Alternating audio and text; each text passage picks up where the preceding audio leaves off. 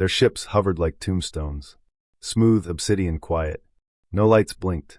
No engines hummed. Even their weapons fired in silence, erasing without a whisper. The Zoroth feared noise, feared chaos, feared the unpredictable tremor of sound. Their worlds were hushed things, libraries without laughter, cities that thrummed with mute efficiency. Their language was pulse-based, transmitted skin to skin. Their history was engraved in vibrationless crystal. So when they conquered, they silenced. They didn't just subdue populations, they erased voices. No music, no shouting, no cries. Every culture they overtook faded into wordless gray. Then they came to Earth. We confused them from the start. Our transmissions, wild static, pulsing rhythms, layered melodies. Frequencies that overlapped and clashed. They thought it was interference. A defense mechanism. Surely no species could communicate this way, through chaos? But we weren't sending warnings. We were playing. First contact didn't go well. They arrived over New Delhi during Diwali. The sky was a thunderstorm of fireworks, chants, drums, children shrieking with joy. The Zoroth recoiled.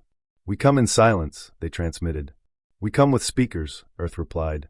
They issued demands. "Lower your volumes, dismantle your instruments, sterilize your airwaves."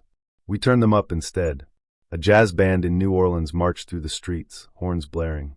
A flash mob of dancers erupted in Tokyo, synchronized to pop thumping through 100 phones. Opera singers gathered on mountaintops and let their voices ring across valleys. The Zoroth warned us. Silence or extinction. We countered with a symphony. An international signal went out, not of defense grids or tactical codes, but Beethoven's Ninth. Full volume. Sent from every satellite we had.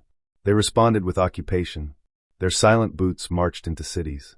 Their sleek towers replaced our chaotic skylines. Their drones hovered, recording, correcting, quieting. One by one, the great instruments fell. Violins smashed in alleyways. Street performers hauled away. Music halls converted into archives of stillness. But silence never lasts long on Earth. It started in whispers, lullabies sung under breath in bunkers. Whistled tunes on prison walls. Children tapping rhythms with spoons. Then came the resistance. Not with guns. With rhythm. In Rio, a boy fashioned drums from scrap metal. In Kinshasa, dancers stomped out war rhythms in alleys.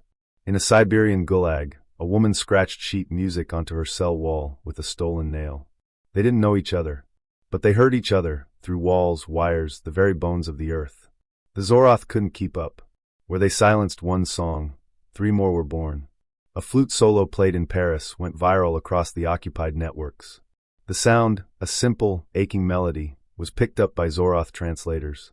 They didn't understand the words, because there were none. But something stirred in their emotionless cores. "What is the purpose of this?" they asked.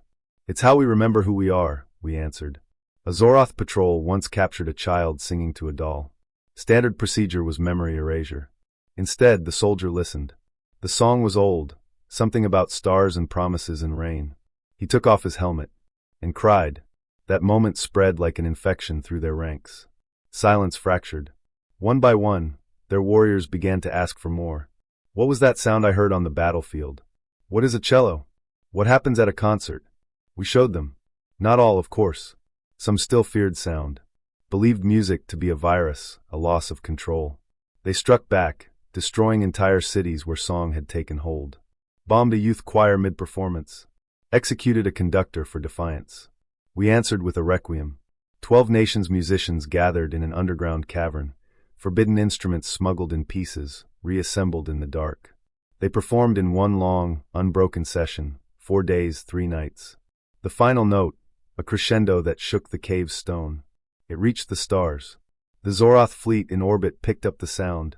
Their data analysts couldn't explain the effect. Power failures, morale collapse, dream anomalies. But their youngest commander, curious, descended to Earth. He found a blind violinist playing in the ruins of Budapest. "What does it mean?" he asked. She smiled, bowed another note.